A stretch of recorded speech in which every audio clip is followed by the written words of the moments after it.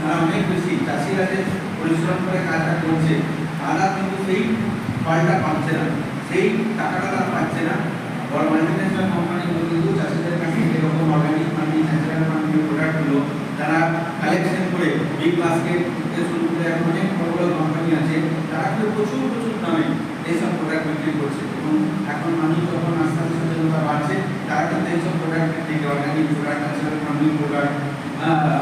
এইসব প্রোডাক্টের মধ্যে তাদের ইন্টারেস্ট বাড়ছে। তারা কিন্তু অনেক টাকা দিয়ে, অনেক বেশি পয়সা দিয়ে, কিন্তু মার্কেটের থেকে অনেক বেশি পয়সা দিয়ে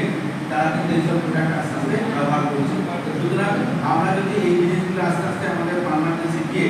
আমরা যদি কোঅপারেটিভ করে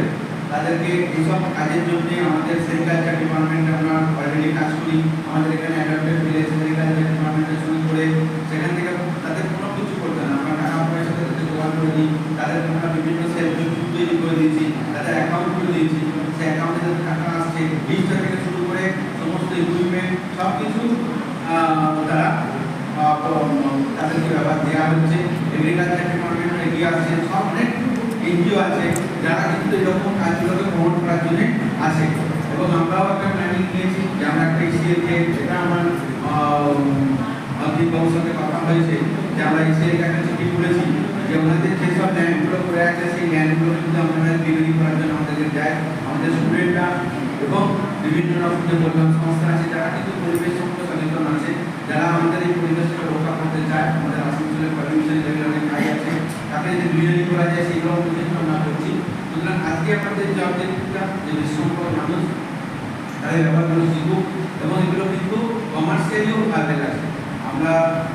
ওয়ার্কআউট করলে যারা যদি ইন্টারেস্টেড হয় আস্তে আস্তে আমরা গ্রুপ তৈরি করতে পারি, তাদেরকে নিয়ে প্রোডাক্টগুলো তৈরি করে তার ব্র্যান্ডিং করা, তাদের ফাইন্যান্সিং করা, তাদের রেজিস্ট্রেশন করা। আমরা অলরেডি আমাদের একটা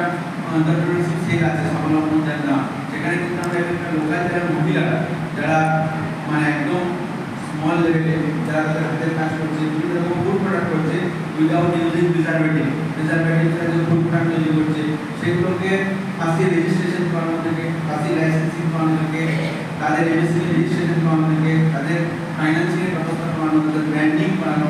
সমস্ত কাজ আমরা করছি। এবং অনেকে আমাদের সঙ্গে যুক্ত রয়েছে। তো ভবিষ্যতে এরকম যারা ন্যাশনাল ফান্ডিং করতে চাইছে তাদের প্রোডাক্টগুলোও কিন্তু আমরা ঠিক সেরকমভাবেই যে মানে যারা চাষবাস করবে তাদের যে লিগাল প্রসেসটা সেইগুলো তারা নাও জানতে পারে, তো সেই লিগাল এবং ফাইন্যান্সিয়াল এবং ব্র্যান্ডিং মানে কমার্শিয়াল আসপেক্ট এই জিনিসগুলো আমরা দেখাশোনা করবো। এবং এইগুলো যদি আস্তে আস্তে উৎসমাধিক বেশি মানুষ এগিয়ে আসে তাহলে কিন্তু শুধুমাত্র মানে যারা করবে তারাও উপকৃত হবে না, আমাদের সোসাইটির জন্য, আমাদের আসানসোলের